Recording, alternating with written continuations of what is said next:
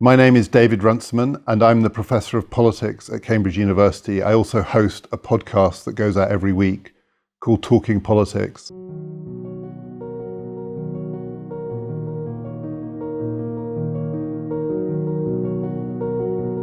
Welcome to my exp.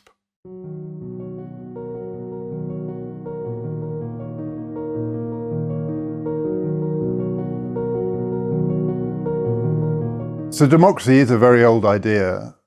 It's thousands of years old. And I think most people have a sense of that. And they think that because democracy is the oldest idea, it's the basic idea of our politics. And so the thing that we call democracy now must go back thousands of years, but it doesn't. The thing that we call democracy now is a much more recent phenomenon. I think it's really only been around for maybe 100 years, and in most places for less time than that, either since the First World War or since the Second World War. So when we talk about democracy, we mean mass elections, so everybody has a vote, political parties. We usually mean something like modern welfare states. We think of mass communication. We include mass literacy in that, so people can read and understand and so on.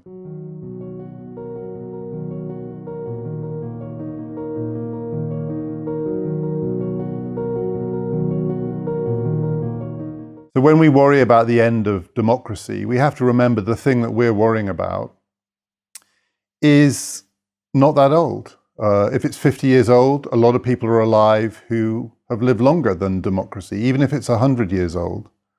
And then the other thing I think is important to remember is we call this system, this electoral political party system, representative democracy. That's its name in English, and that's the term that's used in most parts of the world.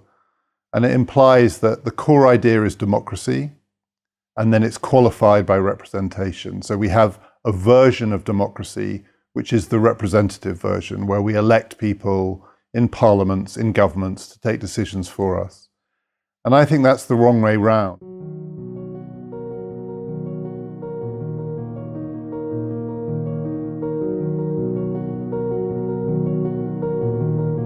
The core idea is representation. What makes modern politics since the 18th century, different from everything that went before, is its fundamental representative structure. So we live in political systems where there are a group of people that we call politicians who do this thing full time. It's their job, in a sense. That's a 19th century idea, maybe. But at the heart of it is the thought that a few people take decisions for everyone else. Politicians, governments, elected officials, parliaments, legislatures. It's a special group, our representatives, and they are the ones who do politics, and we are on the fringes. Politics is not the whole of our lives. For many people, it's a small part of our lives. And representative politics doesn't have to be democratic.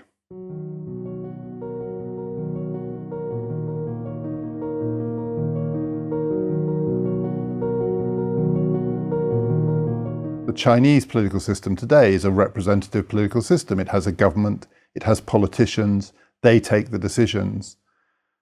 So we live in systems of democratic representation where the representative bit, which is core, is qualified by democracy. We then added elections and political parties and the ability to get rid of politicians we don't like onto that core system. So my feeling is the two things that we tend to misunderstand about democracy. We think it's older than it is. And we also think it's more foundational than it is. And that could sound frightening. It could make democracy sound as though it's a rather fragile thing. It's a contingent thing, hasn't been around for that long. It's an add-on to our politics. But I think there's also a kind of liberation aspect to this, which is my anxiety at the moment is because we focus on the last 5 years, 10 years, 15 years, and we think democracy is in trouble, this thing that we've grown up with, it's really at risk from Trump or Brexit or Bolsonaro or Erdogan or China or whatever. So we need to hang on to it. It's this ancient idea. It's the core of our politics. We have to hang on to democracy.